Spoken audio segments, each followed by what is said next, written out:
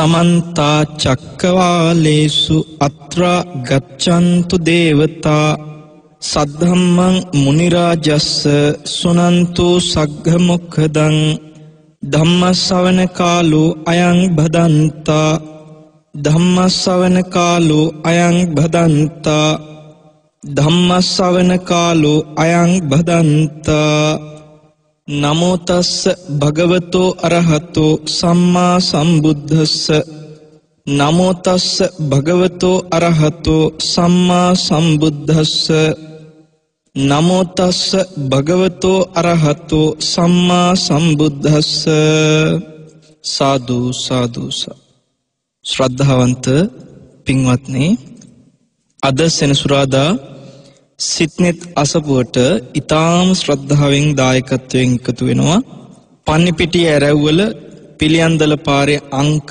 687න් එක නිවසේ පදිංචි මේ දිනවල ඇමරිකාවේ සිටින සිතාරා ගොඩවත්ත පින්වත් මහත්මියත් මහරගම පදිංචි දමයන්ති රත්නායක මහත්මියත් ඒ පවුලේ පින්වතුනුත් ඊටාම ශ්‍රද්ධාවෙන් අද දේශනාවේ දායකත්වයට එකතු වෙන්නේ. ඉතින් ඒ ඇත්තන්ගේ සියලුම සත් අරමුණු සඵල වේවා කියලා අපි තාම මෙත් සිතින් ආශිර්වාද කරනවා. පින්වත්නි, ඔබට අද අපි කියා දෙන්නට කියලා කල්පනා කළේ චතුරාර්ය සත්‍ය ගැන සුවිශේෂ අවබෝධයක් ඇති කරගන්න කැමති ශ්‍රාවකයන් සීලයක් ආරක්ෂා කරමින් බොහෝ වෙහෙස මහන්සි වෙනවා අපි දකිනවා. සිල් රකින්න පටන් ගන්න කෙනා අපෙන් අහනවා ඊළඟට අපි මොකද්ද කරන්න ඕනේ? සෝතාපන්න ශ්‍රාවකෙක් බවට පත් වෙන්න කැමති කෙනෙක් සීලයක් ආරක්ෂා කරද්දී ඊළඟට මොකද්ද කරන්න ඕනේ කියන ප්‍රශ්නෙට හොඳම විසඳුමක් තියෙන සූත්‍ර දේශනාවක් සංයුත නිකාය 3 පොත් වහන්සේගේ සඳහන් වෙනවා පින්වත්.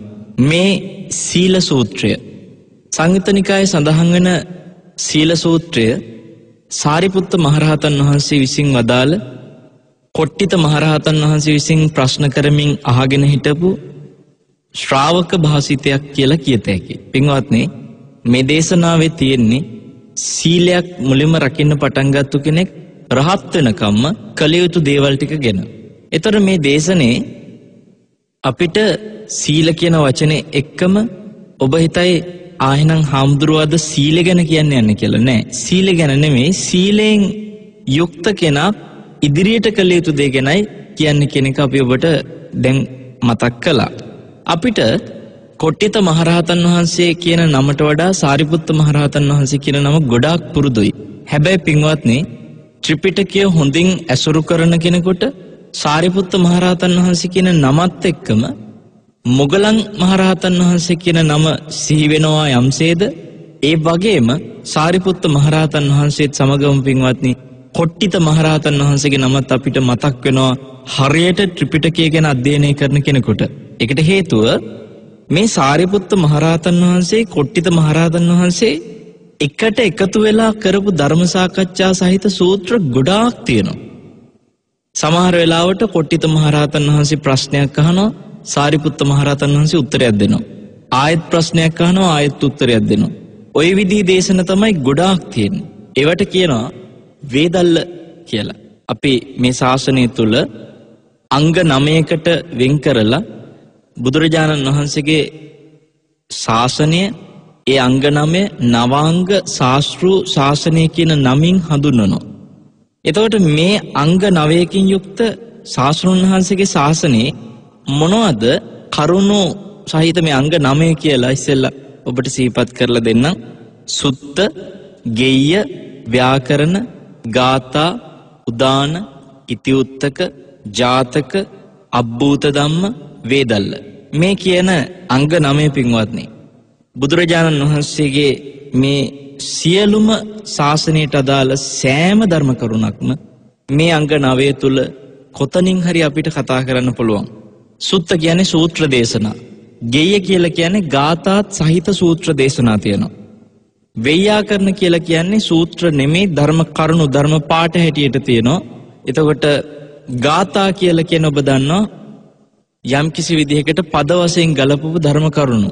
ඒවා අපිට සාමාන්‍යයෙන් සිංහලෙන් අපි කතා කරන කවි කියලා පද වශයෙන් ගලපනකොට බුද්ධ දේශනා ඒ විදිහට පද වශයෙන් ගලපද්දී අපි කියන්නේ එක ගාථා කියලා. එතකොට සුත්ත ගෙය්‍ය වේයාකරණ ගාථා ජාතක මේ ජාතක කියලා කියනකොට ඔබට ඒක අමුතුවෙන් විස්තර කරන්නට අවශ්‍ය නැහැ. බෝසතාණන් වහන්සේගේ චරිතය පිළිබඳව බුදුරජාණන් වහන්සේගේ අතීත සිදුවීම් පිළිබඳව පෙන්වන දේශන. මේක ජාතක කියන නමින්ම විතරක් නෙමෙයි. සමහර වෙලාවට ජාතක කියන කොටසට අයිති තවත් බොහෝ දේශන තියෙනවා. දැන් දීඝනිකායේ මහා සුදස්සන සූත්‍රය, මජ්ක්‍ධිම නිකායේ මකාදේව සූත්‍රය, මේ වගේ දේශනක් තියෙනවා පින්වත්නි. අතීත සිදුවීම් ගැන පෙන්වන සූත්‍ර දේශනත් ඒවත් අයිති ජාතක කියන එකටත් සම්බන්ධතා තියෙනවා. එතකොට සුත්ත ගෙය්‍ය වෙය්‍යාකරණ ගාථා අපිට ඊළඟට සිහි කරන්නට ඕනේ ජාතක වගේම උදාන කියන්නේ බුදුරජාණන් වහන්සේගේ හිතට සතුටක් ආවම උන්වහන්සේගේ හිතට ප්‍රීතියක් දැනුනම ඒ ප්‍රීතිය නිසා පිට කරන වාක්. සමහරව හිතාගෙන ඉන්නේ ප්‍රීතියක් ඇති වෙන්නේ කෙලෙස් සහිතවයි කියලා. ප්‍රීතිය කියන එක පින්වත්නි කෙලෙස් සහිතව විතරක් ඇති වෙන එකක් නෙමෙයි. නිර්ාමමිසව ඇති වෙන ප්‍රීතියක් තියෙනවා. අන්නේ ප්‍රීතියට තමයි මෙතෙන්දී උදාන කියලා කිව්වේ. බුදුරජාණන් වහන්සේ නිර්ාමිස ප්‍රීතියෙන් පිට කරන ප්‍රීති වාක්‍යවලට. එතකොට ඉතිවුත්තක කියලා කියනවා තවත් කොටසක්. මේ ඉතිවුත්තක කියලා කිව්වේ මොකද්ද? යම්කිසි ධර්ම කරුණක් පෙන්නලා ඊට පස්සේ ඒක මේ විදිහට වෙන්නත් පුළුවන් කියලා තවත් විදිහකින් කියතයි. ඒ කාරණාවම එය මෙසේද විය හැක කියලා. අන්නේ විදිහට පින්වත්නි තවත් අයුරකින් පෙන්නන කරුණු සහිත සූත්‍ර ගොඩාක් එකතු කරලා කුද්දක නිකායේ තියෙන ඉතිවුත්තක පාළිය කියලා. ඒ ඉතිවුත්තක පාළියේ දේශන ගණනාවක් තියෙනවා. ඉතින් ඒ සියලු සූත්‍ර දේශනාත් එතකොට මේ නවාංග ශාස්ත්‍ර ශාසනික අංගයක් ඒ ඉතිවුත්තක. සුත්ත ගෙය්‍ය වෙය්‍යාකරණ ගාථා උදාන ඉතිවුත්තක ජාතක ඊළඟට අපි ඔබට කිව්වා අබ්බූත ධම්ම කියලා එක. මේ අබ්බූත ධම්ම කියන්නේ මොනවද? ආශ්චර්ය අద్భుත කාරණා. බුදුරජාණන් වහන්සේගේ ජීවිතයේ තියෙන සුවිශේෂ ආශ්චර්යමත් කරුණු තියෙනවා. අద్భుත කරුණු තියෙනවා.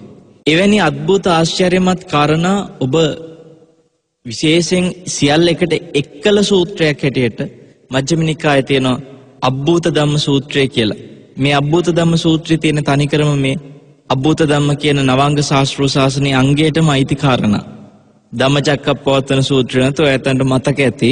දේශනාව අවසානයේදී තියෙනවා මේ තුන් ලෝකෙම කම්පා කරමින් බුදුරජාණන් වහන්සේ දේශනාව අවසන් කරනකොට මහා පොළොවට ඒක ඒ තියෙන ශක්තිය බලය දරා ගන්නට බැරි තරමට මහා කම්පාවක් ඇති වෙනවා. මහා ආලෝකයක් පැතිරිලා යනවා. ඒ ආලෝකයේ පැතිරීම ආදී සියලු දේවල් මේ අద్భుත ධම්ම කියන කොටසට අයිති. එතකොට අපි අවසාන වශයෙන් 9 වෙනි අංගය හැටියට සිහිපත් කළා ඔබට වේදල්ල. වේදල්ල කියන්නේ අද ඔබ ඉගෙන ගන්න සූදානම් වෙන සීල සූත්‍රය වැනි සූත්‍ර. වෙනමම වේදල්ල කියන නමිනුත් සූත්‍ර තියෙනවා. චූල වේදල්ල, මහා වේදල්ල ආදී සූත්‍ර ඒත් මජ්ක්‍ධිම නිකායේ. අපි බලමු පින්වත්නි මේ නවාංග ශාස්ත්‍ර ශාසනයට අදාළ වේදල්ල කියන අංගයටත් සුත්ත කියන අංගයටත් අයිති සුවිශේෂ දේශනාවක් මේ කතා කරන්න යන සීල සූත්‍රය. එතන මේ දේශනාව අපි කිව්වා සාරිපුත්ත මහරහතන් වහන්සේ පිළිතුරු දෙනවා. කොට්ටිත මහරහතන් වහන්සේ ප්‍රශ්න කරනවා. උන්වහන්සේ මුලින්ම ප්‍රශ්න කළේ පින්වත් සාරිපුත්තයන් වහන්සේ සිල් රකින්න උත්සාහ කරන අය ඉන්නවා. මේ සිල් රකින්න උත්සාහ කරන කෙනා කැමැති නම් සෝතාපන්න වීමට ඒ සෝතාපන්න වෙන්න කැමති කෙනා කල යුත්තේ මොකද්ද සෝතාපන්න වීම සඳහා? ඒ ප්‍රශ්නේ තමයි අද බොහෝ දෙනෙකුට තියෙන්නේ. අපි දන්නවා ඔබට තථාගතයන් වහන්සේගේ ධර්මය ගැන උනන්දුවක් උත්සාහයක් තියෙන බොහෝ දෙනා අපේ රටේ ඉන්නවා. කාලයක් තිස්සේ ධර්මයේ හැසිරෙන අය ඉන්නවා. සුවිශේෂ විදිහට පින්වත්නි භාවනා වැඩසටහන් වලට සහභාගී වෙමින් තමයිලට අවුරුදු 20 30 මහන්සි වෙන ඇත්තෝ ඉන්නවා. නමුත් කොච්චර මහන්සි වුණත් තාම ප්‍රතිඵල හරි හැටි නැති බොහෝ දෙනෙක් අපේ රටේ ඉන්නේ. උත්සාහය ගත්තට ඒ සඳහා අපි බොහෝ දෙනෙකුට පින්වත්නි ඒ අවශ්‍ය කරන අවබෝධයට පැමිණෙන්නට කාලය කොපමණ ගත වුණත් ඇයි මනසේ අවබෝධය සූදානම් නැත්තේ කියන ප්‍රශ්නෙට මේ සීල සූත්‍රයේ හොඳ පිළිතුරු තියෙයි. ඔබට ඊට පෙර අපි මතක් කරන්නම් මහා නාම කියලා එක්තරා ප්‍රසිද්ධ ශාක්‍ය වංශිකයෙක් හිටිය ඔයත් අහලා තියෙනවා මේ මහා නාමට පරණ යාළුවෙක් හම්බෙනවා දවසක්. මේ බුද්ධ කාලේ වෙච්ච සිද්ධියක්. පින්වත්නි මහා නාමට හම්බෙච්ච මේ පරණ යාළුවා මහා නාමකින් අහනවා කොහොමද ඉතින් කියලා දෙන්නම සුවහද සාකච්ඡාවක ඉන්න අතරේ දැන් මෙතන මේ යාළුවා එක්තරා අන්‍ය ආගමක මහානදම් පුරපු කෙනෙක් පින්වත්නි.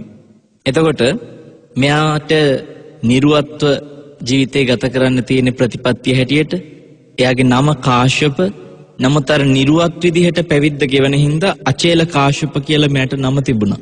ඒ නමත් ඔයත්තන්ට හරි පුරුදුයි. පින්වත්නි අචේල කාශ්‍යප මහා නාමත් එක්ක කතා කරන අතරේ මහා නාම ඇහුවා ඔබ දැන් මහාන වෙලා කොච්චර කල් වෙනවද? කියන අවුරුදු 30ක් විතර වෙනවා කිව්වා. ඊට පස්සේ අහනවා දැන් අවුරුදු 30ක් තිස්සේ ඔබ මහාන වෙලා සෑහෙන ප්‍රතිපත්ති වීරිය වඩමින් පුරන්නට ඇති නේද කියලා ඇහුවා. ඔව් මම බොහොම වීරියෙන් ඉන්න කෙනෙක් කිව්වා. අපිට කියලා තියෙන ප්‍රතිපත්ති කවදාකවත් කඩලා නැහැ. ඒ ප්‍රතිපත්ති තුළ හැමදාම මම කටයුතු කරනවා කියනවා. ඊට පස්සේ අහනවා පින්වත්නි දැන් ඔබ ඔය කියන විදිහට අවුරුදු 30ක් තිස්සේ ඔබේ ඔය මහානදම පුරනවා නම් ඔය නිර්වත් ජීවිතයක් එක්ක ඔබ යම්කිසි විදිහකට ලොකු අවබෝධයක් විශාල ඵලයක් ලබලා ඇති නේද කියලා ඇහුවා. මොනවද දැන් ඇත්තටම ඔය අවුරුදු 30 තිස්සේ ඔබට ලැබුණේ? කාශ්‍යප කල්පනා කළා. කල්පනා කරලා කියනවා මහානාමට මහානාම දැන් මම අවුරුදු 30 තිස්සේ ලැබුවේ මොනවද කියලා හිතනකොට මටත් දැන් තමයි මතක් වෙන්නේ මම මෙච්චර කාලයක් ලබලා තියෙන මේ හෙළුවයි මොනර පිළයි විතරයි කිව්වා. කියන්නේ එයාගේ නිර්වත් ජීවිතේ අතේ තියෙනවා පින්වත්නි මොනර පිල් කලඹ. මොනර පිල් කලඹ තියාගෙන ඉන්නේ ගොඩක් වෙලාවට ඇත්තටම සත්තු මැරෙන්නේ නැති වෙන්නට කියලා අදහසින් තමයි වාඩි වෙන්නේ. නමුත් අර වාඩි වෙන්න කලින් වාඩි වෙන තැන පිහින්නට තියෙන පිල් කලඹක් මොනර පිල් කලඹ. ඉතින් අපිට හිතා ගන්න පුළුවන් ඒක සත්තු මැරෙන හින්දාද නැත්නම් නිර්වත්ව ඉන්න කෙනෙක් හැටියට කුඹියේ හරි නොඑක් සත්තු ඉන්න තැනක වාඩිනොත් එහෙම වෙනත් අකරතැබ්බ වෙන්න පුළුවන්. ඒ හින්දා පින්වත්නි මේ මොනර පිල් කලඹ පාවිච්චි කරනවා. ඉතින් දැන් මෙයා කියනවා මට මෙච්චර තමයි තියෙන්නේ කිව්වා. මොනර පිල් කලඹයි මේ නිර්වතයි. අවුරුදු 30ක් තිස්සේ. ඊට පස්සේ කාශ්‍යපත් අහන මහා නාමගෙන් දැන් ඔබ මොනවද කරන්නේ? ඔබත් යම් කිසි විදියකට දහමක් අවබෝධ කරන්න එහෙම උත්සාහ කරන කෙනෙක්ද? එතකොට කියනවා මම බුදුරජාණන් වහන්සේව සරණ ගිය ශ්‍රාවකෙක් කිව්වා. ඊට පස්සේ අහනවා ඔබට බුදුරජාණන් වහන්සේ මුණ ගැහිලා කොච්චර කාලයක් වෙනවද? මහා නාමත් ඒ වගේම කාලයක් බුදුරජාණන් වහන්සේව ඇසුරු කරන බව කිව්වා. එතකොට මහා නාමකින් අහනවා කාශ්‍යප එතකොට ඔබ මේ බුදුරජාණන් වහන්සේව ඇසුරු කරනවා නම් අවුරුදු 30ක විතර ආසන්න කාලයක් ඔබට මොනවද ලැබුණේ උන්වහන්සේව ඇසුරු කරලා? මහා නාම කියනවා මට පුළුවන් ඕන වෙලාවක මගේ හිත එකඟ කරගෙන පළවෙනි ධානයටපත් වෙන්න. විවිච්ඡේව කාමේහි විවිච්ඡ අකුසලේහි ධම්මේහි. කාමයන්ගෙන් වෙන් වෙලා අකුසල ධර්ම වලින් වෙන් වෙලා මට ඕන වෙලාවක පුළුවන් කිව්වා මේ පළවෙනි ධානයටපත් වෙන්න. ඊළඟට දෙවෙනි ධානය, තුන්වෙනි ධානය, හතරවෙනි ධානය කියන ධාන මම ඕන වෙලාවක පුරුදු කරනවා කියනවා. ඔබ බලන්න දැන් මේ බුද්ධ කාලේ හිටිය ශ්‍රාවකයෙක්ගේ කතාවක්. ඒ කියන්නේ එදා ගිහි ශ්‍රාවකයෙක් ඒ විදිහට ධාන දියුණු කරා නම් පැවිදි ශ්‍රාවකයෝ කොච්චර වීරියක් ඒ කාලේ තියෙන්නේ නැද්ද? බුදුරජාණන් වහන්සේ බොහෝ දේශනාවලදී ඔබට මතක ඇති අපි කියා දුන්න ඉන්ද්‍රිය භාවනා සූත්‍රය ආනන්ද ස්වාමීන් වහන්සේට බුදුරජාණන් වහන්සේ එතෙන්දී මතක් කළා ඒතානි රුක්ක මූලානි ඒතානි ශුඤ්ඤාගාරණි. මේ ගස් මුල් තියෙනවා, හිස් අවකාශ තියෙන ඔය පාළු තැන් තියෙනවා. කියන්නේ නිදහසේ භාවනා කරන්න පුළුවන් විවේකී ස්ථාන තියෙන ඕන තරම්. ජහයතානන්ද ධාන වඩන්න ආනන්ද කිව්වා. මාපමාදත්ත පරක් වෙන්න එපා කිව්වා. මාපච්චා විපටිසාරිනෝ අහුවත්ත පරක් වෙලා ඊට පස්සේ පසුතැවෙන්න එපා කිව්වා. එහෙම එදා බුදුරජාණන් වහන්සේ අවවාද දුන්නේ ධාන වඩන්න කියලා. එතකොට පින්වත්නි එදා ගිහි ශ්‍රාවකයොත් මේ මහා නාම ශාක්‍ය වංශිකය වැනි ගිහි ශ්‍රාවකයොත් ඔය විදියට කුඹුරු අතපිටි කරමින් දරුමල්ලු බලා කියාගෙන ඔය විදියට ජීවිතේ ගත කළා කියන්නේ ඒ ඇත්තෝ එදා ධානත් වැඩුවා කියන්නේ මොනතරම් ශ්‍රේෂ්ඨයිද? මහා නාම කියන්නේ මේ නිකන් සමහරලාට ඔය ඇත්තෝ හිතනවා භාවනා කරන්න යොමු වෙන්නේ පොඩි කාලේ ඉඳලම ටිකක් අම්මා තාත්තා ධර්මයට යොමු කරපු හින්දා එහෙම අය කියලා. මහා නාම ශාක්‍ය වංශිකයා වගේ කෙනෙකුට පුංචි කාලේ ධර්මයක් තිබුණේ නෑ පින්වත්නි. මොකද බුදුරජාණන් වහන්සේට සමාන වයස් මට්ටමකට ආසන්න කාලයක වගේ කෙනෙක් මහා නාම කියන්නේ. එතකොට උන්වහන්සේට ටිකක් වැඩිහිටීද කියලා හිතෙන විදියට අපිට කරුණු තියෙනවා බුද්ධ කාලේ නොඑක් සිදුවීම් එක්ක විමසලා බලනකොට. මහා නාම ශාක්‍ය වංශිකයා සමහර වෙලාවට මේ ධර්මයේ මුණ ගැහෙන්න කලින් තමන්ගේ සේවිකාවන් සමග පවා කාමයේහි යෙදුණු බව නොයෙක් කම්සැප සොයපු බව සමහර කරුණු වලින් අපිට පේනවා. මොකද මහා නාම ශාක්‍ය වංශිකයාට දාව එක්තරා සේවිකාවකට ලැබෙන දියණියක් හිටිය. මේ දියණිය තමයි කොසල් රජතුමාට ශාක්‍ය වංශයෙන් විවාහයක් කරගන්න ඕනාට පස්සේ යවන්නේ. එතකොට අපිට ඒකෙදි පේනවා පින්වත්නි සේවිකාවකකින් පවා යම්කිසි විදිහකට අයුතු ආකාරයෙන් කම්සැප සොයපු කාමයේ මුල් කරගත්ත රාගයෙන් බලවත් වූ සිතක් තීච්ච කෙනෙක් නම් මහා නාම අද එවැනි කෙනෙක් ධ්‍යාන වඩන මට්ටමට හිත යොමු කරගත්ත කියන්නේ. ඒ විතරක් නෙමෙයි මෙතෙන්දි කියනවා කාශ්‍යප දැම්මම මේ බුදුසසුන තුල ශ්‍රාවකයන් 4 දෙනෙක් ඉන්නවා. සෝතාපන්න සකදාගාමි අනාගාමි අරහත් කියලා. මේ 4 දෙනාගේ 3 වෙනි මට්ටමට මං ගිහිල්ලා ඉන්නවා කිව්වා. ඒ කියන්නේ අනාගාමි ශ්‍රාවකෙක් විදිහට. අපිට ඒ වෙද්දි පේනවා මේ අනාගාමි ශ්‍රාවකෙක් විදිහට අද ධ්‍යාන දියුණු කරමින් කටයුතු කරනවා කියලා කියන්නේ බුදුරජාණන් වහන්සේගේ ශාසනය තුළ මේ ගත කරපු අවුරුදු 30 කවදාකවත් මහා නාමයට හිස් වෙලා නැහැ. මහා නාම ප්‍රයෝජනයක් ලබලා තියෙනවා ප්‍රතිඵලදායි. කාශ්‍යපටත් ආසය තුන. මේ අහනවා ඔබ ගිහියෙක් වෙලා ওই විදිහට ධ්‍යාන වඩනවා. මම පැවිද්දෙක් වෙලා මගේ ඔළුවේ කෙලෙස් තාමත් එහෙමමයි. මට මේ නිර්වතයි මොනරපිල් කලඹයි විතරක් මේ අවුරුදු 30 තිස්සේ තියාගෙන ඇවිද ඉන්න එක විතරයි මං කළේ. ඒතර පැවිදි ජීවිතයක් ගෙවුවා නම් මං අවුරුදු 30ක් ඔය කියන ශාසනය තුල මෙලහට ඔබ ඔය කියන 4 වෙනි ශ්‍රාවකයා බවට පත් වෙලා ඉන්නේ මම. මාත් ඔය ශාසනයේ සරණ යනවා කියලා ඒ වෙලාවේ කාශ්‍යප බුදුරජාණන් වහන්සේ සොයාගෙන ගිහිල්ලා මහාන වෙනවා පෙන්වන වැඩි කාලයක් ගෙන රහත් වුණා. ඒතර පේනවා රහත් වෙන්නටත් පින තීච්ච කෙනෙක්.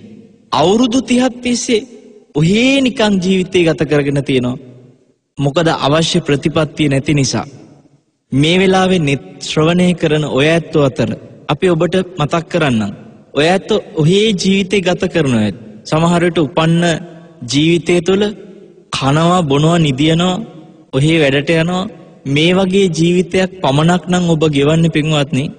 අපි සාමාන්‍යයෙන් මනුස්ස ලෝකෙ නෙමෙයි තිරිසන් ලෝකෙ ගියත් ওই ටිකම කරනවා කියලා හිතෙනවා. මොකද තිරිසන්නොත් කනවා බොනවා නිදියනවා කම්සැප වෙදිනවා ওই දේවල් ටික තමයි කර ඉන්නේ. ඒතර අපිට මේ විදිහට net fm හරහා ඔබ සිත්නෙත් අසපු ආදී ධර්ම දක්ෂිනා ආදී මෙත්නෙත් පාමුලා ආදී මේ උතුම් ධර්ම දේශනා සහිත ජීවිතාවබෝධයට උපකාර වෙන වැඩසටහන් ශ්‍රවණය කරද්දී ඔබට පින්වත්නි ඔය ඉන්න තිරිසන්නුන්ගේ ජීවිතයට සමාන ජීවිතයක් ගත කරන කෙනෙක් නොවි ඉස්සරහට යන්නට ඔබ සහ දේශකෙක් හැටියට මම අපි සියලු දෙනාම උත්සාහ කරන්න ඕනේ. ඒතර අපිට ඔය මහා නාම ශාක්‍ය වංශිකයා වගේ ගිහි අය අද චර දුරට බලාපොරොත්තු වෙන්න බැරි වුණා. අනාගාමී මට්ටමේ හිත දියුණු කරන අය බලාපොරොත්තු වෙන්න බැරි වුණත් අඩුම තරමේ පින්වත්නි සෝතාපන්න ශ්‍රාවකයෙක් බවට පත් වෙන්නට හෝ ඒ සඳහා උත්සාහ කරන්නට හෝ අපි අද මහන්සි ගන්නවා නම් ඒ සඳහා මේ සීල සූත්‍රය උදව් වෙනවා. ඒ සීල සූත්‍රය තුළ දැන් ඔබට අපි කිව්වා සාරිපුත්ත මහරහතන් වහන්සේගෙන් මොකක්ද අහපු පළවෙනි ප්‍රශ්නේ කොට්ටිත මහරහතන් වහන්සේ රහතන් වහන්සේ නමක් වුණත් අහන්නේ අපි වෙනුවෙන්. මොකද උන්වහන්සේ රහත් වෙලා කොට්ටිත මහරහතන් වහන්සේ. හැබැයි උන්වහන්සේ අහන්නේ මොකද්ද? ස්වාමීනි සාරිපුත්තයන් වහන්සේ සිල් රකින්න පටන් ගත්ත කෙනෙක්. ඊට පස්සේ සෝතාපන්න වීම සඳහා මොකද්ද කරන්න ඕනේ කියලා. මම ඔබට මුළු සූත්‍රයම කියා දීලා ඊට පස්සේ මේක විස්තර කරලා දෙන්නම්. සාරිපුත්ත මහරහතන් වහන්සේ වදාළ ඒ වෙලාවේදී පින්වත් කොට්ටිත යම් කිසි කෙනෙක් සෝතාපන්න වෙන්න කැමති නම් එයා රූපය අනිත්‍ය වශයෙන් දකින්න ඕනේ. එතනදී බොහෝ කරුණු පෙන්වන රූපය ගඩුවක් වශයෙන්, රූපය තුවාලයක් වශයෙන්, පිළිකුල් දෙයක් වශයෙන්, නොඑක ආකාරයෙන් රූපය පීඩාවක් වශයෙන් දකින්නට උත්සාහ කරනවා යම් කෙනෙක්. ඒ කෙනාට ඒ රූපය දුකක් විදිහට, අනිත්‍ය විදිහට, අනාත්ම දෙයක් විදිහට දකිනවා නම් එයා සෝතාපන්න වෙනවයි කියනවා. ඒ කියන්නේ සීල් රකින්න ගත්ත කෙනෙක්. ඊළඟට කියනවා වේදනාව ගැන, සංඥාව ගැන, සංස්කාර ගැන, විඥාන ගැන, මේ පහක් ගැන. රූප, වේදනා, සංඥා, සංකාර, විඥාන. මේ පහ ගැන අනිත්‍ය වශයෙන්, දුකක් වශයෙන්, අනාත්ම වශයෙන් දකිනවා නම් සිල් රකින්න පටන් ගත්තු කෙනා එයා සෝතාපන්න වෙනවයි කිව්වා. එතකොට පින්වත්නි, කොට්ටිත මහරහතන් වහන්සේ අහනවා ස්වාමීනි සාරිපුත්තයන් වහන්සේ, දැන් සිල් රකින්න ගත්තු කෙනා ඔය උපාදානස්කන්ධ පහ අනිත්‍ය වශයෙන් දකිද්දි සෝතාපන්න වෙනවා නම්, සෝතාපන්න වෙච්ච කෙනාට සකදාගාමි වෙන්න ඕනුනොත් එයා මොකද්ද කරන්න ඕනේ? එහෙම අයත් ඉන්නවා. අපිට සෝතාපන්න කෙනෙක් සකදාගාමි වෙන්න මහන්සි ගන්න බව කෙලින්ම ප්‍රකාශ කරපු සූත්‍ර තියෙනවා. ඔය සක්‍ර දේවේන්ද්‍රය පව පින්වත්නි සෝතාපන්න වෙච්ච කෙනෙක් හැටියට ඉද්දි බුදුරජාණන් වහන්සේට ඍජුවම ප්‍රකාශ කරන ස්වාමීනි දැන් මම සෝවාන් ශ්‍රාවකෙක්, මම දැන් සකදාගාමි වෙන්න මහන්සි ගන්නවා කියලා. එතකොට සෝතාපන්න කෙනෙක් එවැනි ප්‍රකාශات සිදු කරලා තියෙනවා නම් ඒ කෙනා කොහොමද සකදාගාමි වෙන්න මහන්සි ගන්නේ? මොනවද කරනවා ඇත්තේ?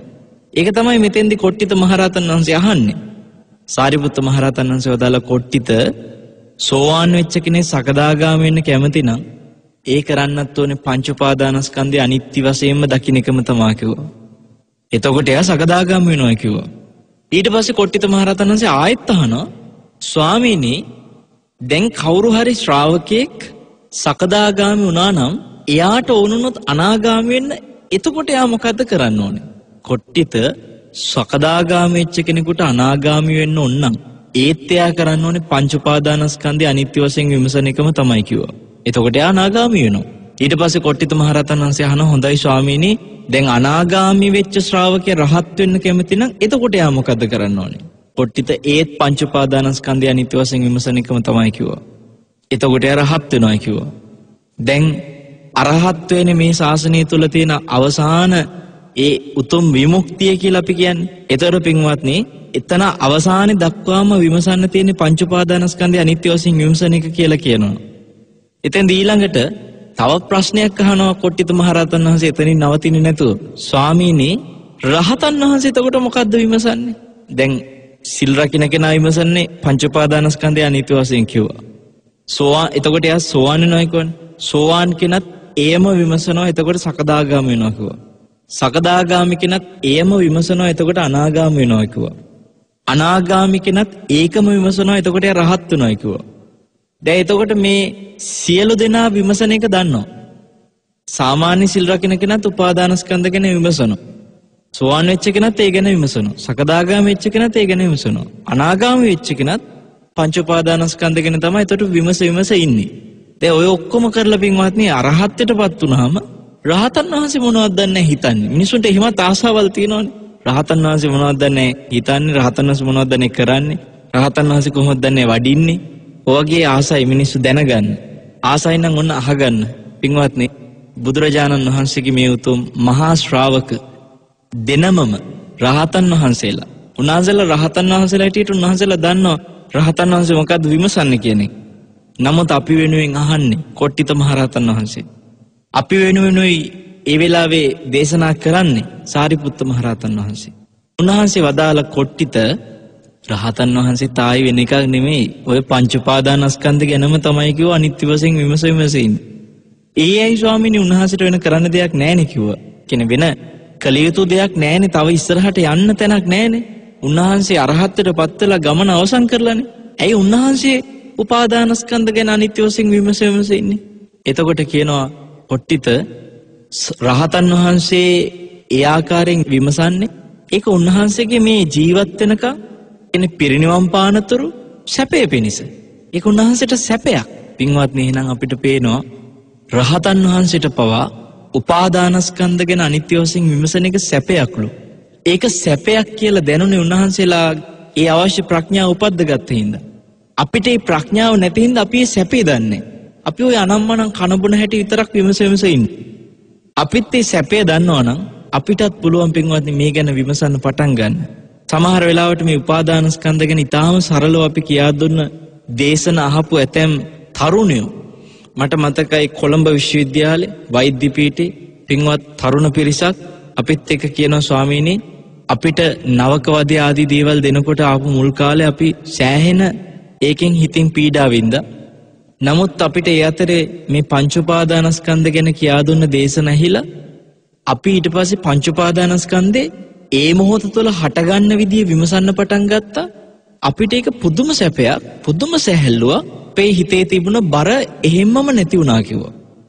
දැන් මේ ධර්මාසනයක් හැටියට අපි මේ වෙලාවේ ඔබට මේ ධර්ම කරුණු හැටියට කියද්දි පින්වත්නි සිද්ධ වෙච්ච දෙයක්ම ප්‍රකාශ කරනවා නම් ඔබ හිතන්න එතකොට තරුණ පිරිසක් විශ්වවිද්‍යාලයක අධ්‍යාපනය ලබන එවැනි තරුණ දරුවන්ට ඒ රහ දැනුණා කියලා කියන්නේ මේ ධහම විමසනකොට දැනෙන රසය දැනුණා කියලා කියන්නේ ඇත්තටම සද්ධර්ම රසයක් කියලා එකක් තියෙනවා. ඒ රසය දැනෙන්නේ පින්වත්නි කතන්දර දැන ගැනීම තුලම විතරක් නෙමෙයි. ඒ රසය දැනෙන්නේ ඒ දහම ඔස්සේ ඔබට ජීවිතේ ටික ටික අවබෝධය එනකොටයි. අවබෝධය දැනෙනකොට. ඒ නිසා අපි දැන් මෙතෙන්දි විමසලා බලමු සියලු දෙනාටම සිල් රකින්න පටන් ගත්ත කෙනාගින්දලා සියලු මාර්ගඵල ලැබලා අවසානයේ පිරිනිවන් පානකම්ම විමසන්න තියෙන්නේ පංච උපාදානස්කන්ධ ගැන කිව්වා. එහෙමනම් පින්වත්නි ඔබ මේ ශාසනය තුල පංච උපාදානස්කන්ධ කියන්නේ මොකක්ද කියලා දැනගන්න ඕනේ අනිවාර්යයෙන්ම. ඔබට පින්වත්නි අපි සිහිපත් කරන්නම් යම්කිසි කෙනෙකුට තමන් මේ උපාදානස්කන්ධ කියන්නේ මොකක්ද කියලා විවිධාකාර මතිමතාන්තර ඔළුවේ තියාගෙන ඉන්න පුළුවන්.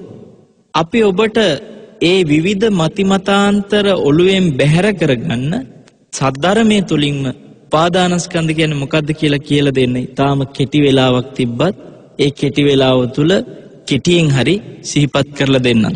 මේ අනිත්‍ය වශයෙන් විමසන කොටයි පින්වත්නි ඔබට ජීවිතය ගැන අවබෝධයක් ඇති කරගන්න පුළුවන්. ඔබ හිතන්න මේ උපාදානස්කන්ධ කියන්නේ ඔබ මොනවා හරි දෙයක් දකිනකොට හටගන්නා වූ දෙයක් කියලා හිතන්න. උපාදානස්කන්ධ කියන්නේ අත්දැකීමක් කියලා දකින්න. ඒ අත්දැකීම ඔබට මොහොතක හටගන්න එකක් කියලා හිතන්න. මේ මොහොතක හටගන්න අත්දැකීමට කියන නමක් විතරයි පංච උපාදානස්කන්ධ කියන්නේ. අපි දැනට පංච උපාදානස්කන්ධ කියන නම මොහොතකට අමතක කරලා. මොකද ඔබට මේ නම ඇහෙනකොට ගැඹුරුයි කියලා හිතෙන හින්දා. මොහොතකට අමතක කරලා. අපි ඒ වෙනුවට මොහොතක අත්දැකීමක් කියලා හිතමු. පින්වත්නි, මේ මොහොතක අත්දැකීම සමහර විට පේන අත්දැකීමක් වෙන්න පුළුවන්. සමහර විට ඇහෙන අත්දැකීමක් වෙන්න පුළුවන්. ඒක ශබ්දයක් විදියට ඇහෙන අත්දැකීමක්. සමහර විට ඒක ඔබට ගඳක් හෝ සුවඳක් විදියට දැනෙන අත්දැකීමක් වෙන්නත් පුළුවන්. එහෙමත් නැත්නම් සමහර විට ඔබට ඒක දිවට දැනෙන අත්දැකීමක් වෙන්නත් පුළුවන්. එහෙමත් නැත්නම් ඔබට ඒක කයට පහසක් විදියට ලැබෙන අත්දැකීමක් වෙන්නත් පුළුවන්. සීතලක් වශයෙන්, උණුසුමක් වශයෙන්, ගොරෝසු සියුම් මොන විදියෙන් හරි කයට ලැබෙන පහසක් විදිහ අත්දැකීමක් වෙන්න පුළුවන්. එහෙමත් නැත්නම් පින්වත්නි සිහි වෙන අත්දැකීමක් වෙන්න පුළුවන්. හිතට මතක් වෙන අත්දැකීමක්. එතකොට අත්දැකීම් 6ක් කිව්ව ඔබ. පේන අත්දැකීමක්, කනට ඇහෙන අත්දැකීමක් ශබ්දයක් විදියට, ගඳ සුවඳක් විදියට දැනෙන අත්දැකීමක්, දිවට රසයක් හැටියට දැනෙන අත්දැකීමක්, කයට පහසක් හැටියට ලැබෙන අත්දැකීමක්, හිතට සිහි වෙන අත්දැකීමක්. මේ අත්දැකීම් ලබන අවස්ථා 6ෙදිම උපාදානස්කන්ධ හට ගන්නවා. සාරිපුත්ත මහරහතන් වහන්සේම තමයි පින්වත්නි මේ මහා අත්තිපදෝපම කියන සූත්‍රයේදී ඔය අවස්ථා 6ෙදිම උපාදානස්කන්ධ හට ගන්නවා කියලා කිව්වේ. නැතෝ මේ මට හිතෙච්ච අපේ මත නෙමෙයි.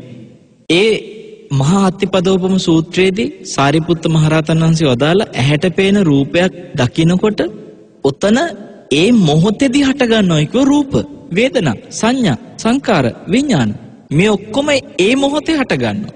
ඔබ මේ වෙලාවේ මොහොතකට බලන්න ඔබේ ගුවන් විදුලිය සුසර කරගෙන ඔබ මේ සිත්නේ තසපුව සමග තාම අවධානය ධර්මයේ ශ්‍රවණය කරගෙන ඉන්න මේ මොහොතේ ඔබ මොහොතකට වටපිට බලන්න. ඔබට පින්වත්නි වටපිටාවේ ඇහැට නෙත ගැටෙන බොහෝ දේ තියෙනවා. පින්වත්නි ඔබ අහන්නේ නෙත් මේ වෙලාවේ. දැන් ඔබ බලන්නේ නෙත් වලින්. ඒ නෙත් වලින් බලනකොට ඔබට පින්වත්නි ඒ පේන්නේ රූප. ඔබට ඒ පේන රූප ඔබ සිහි කරලා බලන්න. එකින් එක වෙනස් වෙනවා. කොහොමද වෙනස් වෙන්නේ? ඔබ යම්කිසි රූපයක් දෙස බලන සැනින් ඔබට තවත් රූපයක් දෙස මොහොතකින් ඔබ ආයෙත් බලන්න වෙනත් රූපයක් දෙස. දැන් ඔබ තවත් රූපයක් දිහා බලනකොට ඔබ පෙර දැක්ක රූපේ දැන් ඔබ තුල නැති වෙනවා. ඒ නැති වෙන්නේ පින්වත්නි උපාදානස්කන්ධ නැති වෙන නිසා. මේ කතාව ගැඹුරුයි. හැබැයි ගැඹුරුනාට කොහොම හරි අපි තේරුම් ගන්න බලමු. තියෙන්නේ පොඩි වෙලාවක්නේ. ඒ නිසා අපි මේක සාකච්ඡා කරමු මේ විදිහට. ඔන්න ඔබ හිතන්න අපිට පේන දේ පපඩමක් කියලා හිතමු. මේක උදාහරණයකට මම කියන්නේ. පපඩමක් ඇහැට පේනවා. මේ පේන පපඩම සතර මහා ධාතුන්ගෙන් සකස් වෙච්ච රූපයක්. රූපයක් ගැන කියනකොට සතර මහා ධාතුන්ගෙන් සකස් වෙච්ච දෙයට කියන නමක් කියලා ඔබ මතක තියාගන්න. සතර මහා ධාතුන්ගෙන් පඨවි, ආපෝ, තේජෝ, වායෝ කියන ධාතුන්ගෙන් හටගත්තු දෙයට කියන නමක් තමයි රූපේ කියන්නේ. පපඩම සතර මහා ධාතුන්ගෙන් නෙමෙයි හටගත්තේ කියලා ලෝකේ කාටවත් කියන්න බෑනේ නේ. පින්වත්නි, ඒ සතර මහා ධාතුන්ගෙන් හටගත්ත පපඩමක් අපිට රූපයක් විදිහට කියන්න පුළුවන්. එතකොට ඔබ හිතන්න ඒ පපඩම කියන සතර මහා ධාතුන්ගෙන් සකස් වෙච්ච රූපය පිළිබඳව මේ වෙලාවේ ඔබේ හිතට පේන අරමුණක් විදිහට ඒක දැනගන්න පුළුවන් වෙනවා. මොකද්ද ඒක කිව්වේ? පපඩම. ඔබට හිතට දැන් ඒක අරමුණක්. ඒක අරමුණක් කියලා කිව්වේ රූපාරම්මණයක්. රූපයක් විදිහට අරමුණක් වුණා. පපඩම.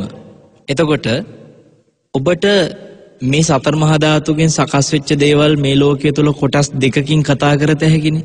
එකක් තමයි කෙස්ලොම් නියදත් සම්මස්නහර ඇට මිදුළු වකුගඩු හදවත අක්මාදී මේ තමායයි සලකන ශරීරය තුල තියෙන සතර මහා ධාතු. ඒත් රූප. ඊට පස්සේ තමාගෙන් බාහිරක් තියෙනවා සතර මහා ධාතු. ඒත් රූප. දැන් පපඩම කියන්නේ එතකොට අර කෙස්ලොම් නියදත් සම්මස්නහර ඇට මිදුළු ආදී තමායයි සලකන රූපයක් නෙමෙයි. තමාගෙන් බාහිර රූපයක්. හොඳට සිහි කරලා බලන්න ඔබට මේ කියන ඒවා අවධානයෙන් ඇහුවොත් ඔබට තේරෙනවා. තමාගෙන් බාහිර රූපයක් පපඩම. දැන් පින්වත්නි, පපඩම නම් වූ ඒ සතර මහා ධාතුන්ගෙන් සකස් වෙච්ච රූපය ඔය ඇත්තෝ දැනගත්තා.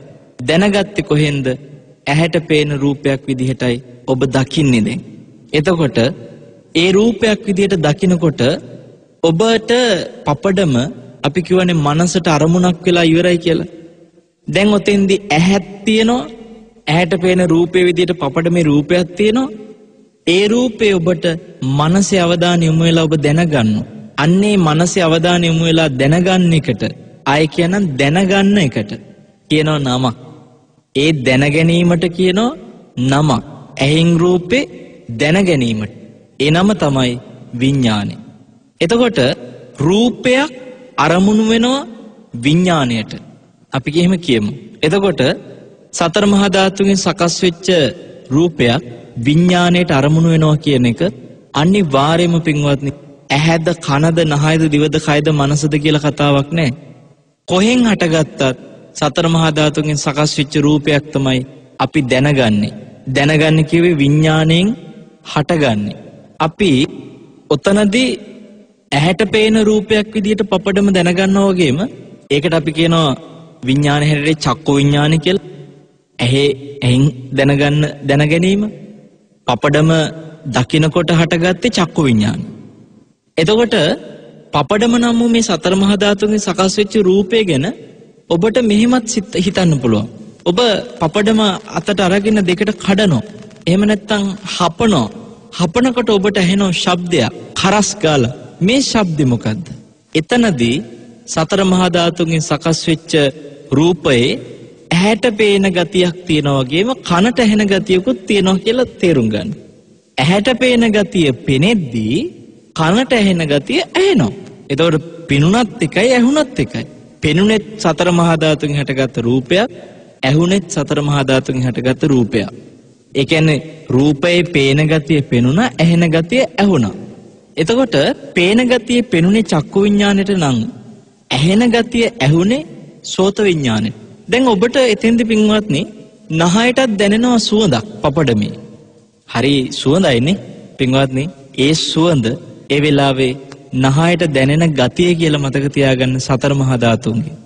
එහෙනම් ධාතුන්ගේ නහයට දැනෙන ගතියක් තියෙන්නත් පුළුවන්. ඒක තමයි දැන් මේ පපඩම නම් ඒ ධාතුන්ගේ නහයට දැනෙන ගතියයි ඔය ඔබේ නහයට දැනෙන්නේ දැන්.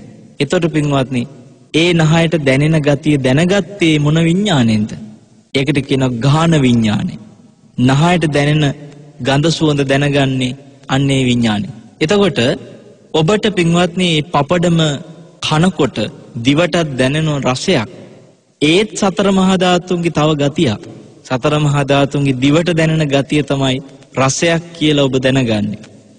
එතකොට මේ දිවට දැනෙන ගතිය රසය ඔබ දැනගන්නේ තවත් විඥානයකින්. ඒ දැන ගැනීමට කියන්නේ ජීවහා විඥාන. ඊට පස්සේ මේ පපඩම අල්ලනකොටත් ඒකේ අර බුබුලු හට අරගෙන විවිධ විදිහේ අපිට කයට දැනෙන පහසක්. පපඩම සමහරලාට හරි සිව්මැලි පහසක් තියෙනවා. විටක අර බුබුලු ගතියත් එක්ක නිකන් ගොරෝසු පහසක් වගේ දැනෙනවා. එතකොට පින්වත්නි සමහර විට පපඩමේ තෙල් එක්ක අපිට තෙතත් ස්වභාවයෙන් දැනෙන්න පුළුවන්. එහෙම නැත්නම් පපඩම මේ දැන් ටිකකට කලින් නම් බැදලා ගත්තේ අපිට උණුසුමක් විදියට පහස දැනෙනවා. ඔය ඔක්කොම මේ සතර මහා ධාතුන්ගෙන් සකස් වෙච්ච පපඩම නම් වූ රූපේ අපිට දැනෙන පහස, කයට ලැබෙන පහස. එතකොට ඒකත් සතර මහා ධාතුන්ගේ දැනෙන ගතියක් කියලා කියන එක ගතියක්. පේන ගතිය, ඇහෙන ගතිය, නහයට දැනෙන ගතිය, දිවට දැනෙන ගතිය, ඊළඟට මේ කයට ලැබෙන පහස ඒකත් ගතියක්. එතකොට ඒ පහස දැනගන්නේ මොන විඥාණයෙන්ද? ඒකට කියනවා කාය විඥානය. දැන් අපි ඔබට එතකොට පපඩමේ පේන ගතිය දැනගත්තේ චක්කු විඥාණයෙන් කිව්වා. පපඩමේ ඇහුණු ගතිය දැනගත්තේ සෝත විඥාණයෙන් කිව්වා. පපඩමේ නහයට දැනෙන ගතිය දැනගත්තේ ගාන විඥාණයෙන් කිව්වා. ඒ පපඩමේ රසය දැනෙන ගතිය දැනගත්තේ ජීවහා විඥාණයෙන් කිව්වා. පපඩමේ තියෙන පහස දැනගත්තේ කාය විඥාණයෙන් කිව්වා. දැන් ඔබට ඇත්තටම සමහරට ඔය ඔක්කොම මේ වෙලාවේ කිව්වට ඔබට පේන්නේ නැති පපඩමකුත් නැතුව ඇති. පපඩමක සාද්දයක් මේ වෙලාවේ සමහරට ඇහෙන්නෙත් නැතුව ඇති. පපඩමක සුවඳක් මේ වෙලාවේ සමහරට ඔබට දැනෙන්නෙත් නැතුව ඇති. පපඩමක රසයක් සමහරට ඔබට මේ වෙලාවේ දැනෙන්නෙත් නැතුව ඇති. පපඩමක පහසක්වත් මේ වෙලාවේ ඔබට ලැබෙන්නේ නැතුව ඇති. හැබැයි ඔය මොක නැතත් පපඩම දැන් ඔබට සිහි වෙනවනේ. සිහි වෙන එකත් පින්වත්නි සතර මහා ධාතුන්ගෙන් හටගත්ත පපඩමක තියෙන ගතිය. ඒ සිහි වෙන ගතිය මොකද්ද? ඒකට කියන්නේ මනෝ විඥානය. ඒ කියන්නේ මනසට හරි දැනගන්න ලැබෙනවා පපඩමේ ගතිය. ඒ ගතිය තමයි සිහි වෙන ගතිය. දැන් ඔබ බලන්න මේ මොන ගතිය වුණත් ඔය සිහි වෙන ගතිය තුල ඉඳලා බලන්න. පපඩම නෙමෙයි මෙතන කතාව. හිත තුලයි ඔක්කොම හටගත්තේ. හිත තුල පපඩමේ සිහි වෙන ගතියකට ඉඩක් ලැබුණා. ඒතර මේක තමා තුල වෙන කතාවක් නේ. තමන්ගේ හිත තුල සිද්ධ වෙච්ච දෙයක්. ඒ සිහි වෙන ගතිය වගේම තමයි පේන ගතිය උනත් තමන්ගේ සිත තුල තමයි පින්වත්නි අර බාහිර තියෙන සතර මහා ධාතුන් හැටගත්ත පපඩම නෙමෙයි මෙතන කතාව. ඒ පපඩම මුල් කරලා තමන්ගේ සිත තුල හටගත්ත ගතිය. ඒ සිතේ හටගත්ත ගතිය තමයි චක්කු විඥානය කියලා කිව්වේ. එතකොට ඇහැට පේන රූපේ සිත තුල දැනගන්න ස්වභාවය තමයි චක්කු විඥානය කිව්වේ. එහෙනම් පින්වත්නි මෙතන පේන, ඇහෙන, දැනෙන හැමදේම තමන්ගේ හිත තුල සිද්ධ වෙන දෙයක් හැටියට ඔබ තේරුම් ගන්න. එතකොට ඔබට අපි මේ වෙලාවේදී සිහිපත් කරනවා ඔය සිත තුල හටගත්ත අරමුණු, පපඩමේ පේන අරමුණු හෝ ඇහෙන අරමුණු හෝ දැනෙන අරමුණු හෝ ලැබෙන අරමුණු, හිතෙන අරමුණු මොනවා හරි අරමුණු ඔබ විඥාණයෙන් දැනගත්තනේ. ඔය විඥාන වෙනුවෙන් පොඩ්ඩකට නවා ගන්න ඔබේ මහපට ඇඟිල්ල ඔබේ අතේ තියෙන කකුල නෙමෙයි. එතකොට අතේ තියෙන මහපට ඇඟිල්ලක් ඔබ විඥානය ගැන මේ වෙලාවේ මතක තියාගන්න නවා ගන්න. ඊළඟට අපි ඔබට කව විඥාණයට අරමුණු වුණා සතර මහා ධාතුන්ගෙන් සකස් වෙච්ච රූපයක්. මෙතෙන්දී අපි ඒකට උපමා කරගත්තේ තමායයි සලකන රූප නෙමෙයි බාහිර රූපයක්. ඒ කියන්නේ පපඩමක් හැටියට අපි මේ වෙලාවේ කතා කළා එක උදාහරණයක් කරගෙන. එහෙනම් ඔබ දැනට විඥාණයෙන් දැනගත්තේ කොයි විදියට දැනගත්ත? ඇහි විඥාණයෙන් දැනගත්තත්, කනේ විඥාණයෙන් දැනගත්තත්, නහය විඥාණයෙන්, දිවේ විඥාණයෙන්, කය විඥාණයෙන්, මනස විඥාණයෙන් කොයි විඥාණයෙන් දැනගත්තත් ඔබ දැනගත්තේ සතර මහා ධාතුන්ගෙන් සකස් වෙච්ච රූපයක්නේ. මොකද ඒ රූපේ පේන ගතිය, ඇහෙන ගතිය, දැනෙන ගතිය ආදී ගති දැනගත්තේ. එහෙනම් ඔබ දැනගත්තේ සතර මහා ධාතුන්ගෙන් හටගත්ත රූපයක්. ඒ රූපයක් ඇසුරු කරලා තමයි එහෙනම් අනිවාර්යයෙන්ම විඥානය හටගත්තේ. ඔබ හිතන්න ඔබේ ඇහැට කවදාකවත් සතර මහා ධාතුන්ගෙන් හටගත්ත දෙයක පේන ගතියක් දැනගන්නවා මිස පේන ගතියක් නැති දෙයක් කවදාකවත් ඔබ දැනගන්නේ නැහැ. පේන ගතියක් නැති දෙයක් නැත්තම් කිසිම දෙයක් නැත්තම් කියන්නේ ඔබට දැනගන්න දෙයක් නැත්තම් එතකොට පින්වත්නි ඔබ මොකද්ද දැනගන්නේ? ඔබට දැනගන්න දෙයක් තියෙනවා. ඒ දෙයක් කරගත්තේ රූපයක් වෙන්න පුළුවන්. ඒ රූපය සතර මහා ධාතුන්ගෙන් සකස් වෙච්ච රූපයක පේන ගතිය. ඔන්න ඔබ මේ වෙලාවේ එහෙනම් සතර මහා ධාතුන්ගෙන් සකස් වෙච්ච අර විඥානය ඇසුරු කරගත්ත රූපය වෙනුවෙන් චූටි ඇඟිල්ල නවා ගන්න සුළඟිල්ල දැන් ඔබ ඇඟිලි දෙකක් නවාගෙන නැති. විඥානය වෙනුවෙන් මහපට ඇඟිල්ල ඒ විඥානය ඇසුරු කරගත්ත ගතියක් හොයපු සතර මහා ධාතුන්ගෙන් සකස් වෙච්ච රූපය වෙනුවෙන් අපි පපඩම කියලා උපමා කරගත්ත විදිහට ඒ රූපය වෙනුවෙන් ඔබ සුළඟිල්ල නවා ගන්න පුංචි ඇඟිල්ල. දැන් පින්වත්නි ඔබ සිහි කරන්න ඔබට පපඩම පෙනුනත් ඇහුනත් දැනුනත් මොන විදිහට හටගත්තා ඔබ තුල යම්කිසි සැපයක් ඇති වෙන්න පුළුවන්. පේනකොට ඇහෙනකොට ඔබට සැපයක් ඇති වෙනවා. ඇහෙනකොට උනත් ඔබට සැපයක් දැනෙනවා. සමහරවිට ඒ පපඩමේ කරස් කියන සද්දය ඔබට ඇහෙද්දී ඒක සැපයි. සැපයි කියලා තේරෙන්නේ ඒ සද්දේ නැත්තම් හිම දුකයි. ඒ කියන්නේ ඔබට ඒ පපඩමේ හපනකොට ඒ ශබ්දේ නැත්තම් ඔබට නිකන් මදි පුංචිකමක් ඒ පපඩම. එහෙනම් ඔබ අර ශබ්දයෙන් සැපයක් විඳිනවනේ. ඒතර පින්වත්නි ඔබට ඒ පපඩමේ සුවඳෙන් පව ඔබ සැපයක් විඳිනවා. ඒ පපඩමේ රසයෙන් පව ඔබ සැපයක් විඳිනවා. ඒ පපඩම අල්ලනකොට ලැබෙන පහසෙන් පව ඔබ සැපයක් විඳිනවා. ඒ පපඩම මේ වෙලාවේ ඔබට සිහි වුණත් සැප ඇති. ඒතකොට පින්වත්නි ඕක කෙනෙකුගේ හිතට ඒ විදිහට සැප වේදනාවක් දැනෙනවා කියන එක විඳීමක්. ඔබ සැපයක් විඳිනවා. විඳිනවා කියන්නේ වේදනා කියන එක තමයි අපි පාලියෙන් කියන්නේ වේදනා සිංහලෙන් කියන එකට විඳිනවා. එහෙනම් සැප විඳින එකට කියන්නේ සැප වේදනා. සමහර විට එන්නේ දුක් වේදනා. ඒක දුකක් විඳිනවා. පපඩම මුල් කරලා දුකක් විඳින්න නැතුව ඇති. හැබැයි සමහර වෙන පපඩමට කැමති නැත්නම් අයට පපඩම පෙන්වන්න බෑ අකමැති ඒවට. පපඩම් වලට අකමැති අය ඉන්නවා. නෑ මං කන්නේ ඒවා කියන. ඉතින් එයාට ඒක සතුටක් ඇති කරන සැපයක් ඇති කරන දෙයක් නෙමෙයි ඒකට අකමැති. අකමැති කියලා කියන්නේ එයාට ඒක වේදනාවක්. සැප දුක් වේදනාවක් වෙනවා. සැප වේදනාවක් වෙන්නේ නෑ. පපඩම් කන්න අකමැති කියන කෙනෙකුට පින්වත්නි බලෙන් කැවුවොත් එහෙම ඔබ හිතලා බලන්න එයා පිළිකුල් කරන එපා කියනවා. එතකොට කෙනෙක් කැමති දෙයක් තව කෙනෙක් අකමැති කියන්නේ කැමති කෙනාට සැප වේදනාවක් අකමැති කෙනාට දුක් වේදනාවක්. එතකොට ওই වේදනාව ආවේ ඔබ අසවල් දෙය කියලා හඳුනාගත්ත හින්දානේ. දැන් ඔබට මේ වෙලාවේ පින්වත්නි ඇහින් දැනගැනීම විඥානේ උනාට දැනගත්තේ මොකද්ද කියලා කියනකොට පපඩමයි දැනගත්තේ කියනවනේ. පපඩම දැනගත්තා කියලා පපඩම හැටියට හඳුනගන්නේ. මේක ටිකක් කර වෙලා වැඩි. මේක ටිකක් හොඳට මේ අවශ්‍ය විදිහට බැදිලා තියෙනවා. ඒ අවශ්‍ය විදිහට ඔබ හඳුනගන්නේ. ඒ හඳුනා ගැනීමට කියන්නේ සංඥා. එතකොට පින්වත්නි ඔබට පපඩම බත් පිඟානේ දකින්නකොට අතට ගන්න හිතෙනවනම් ඊට පස්සේ අරගෙන ඔබ කට ළඟට ගේනවනම් ගෙනල්ලා හපනවනම් මේ හැමතැනදීම ඔබ බලන්න පපඩම මුල් කරලා ඔබ අතපය හසුරනවා. ඔබේ කට හසුරනවා.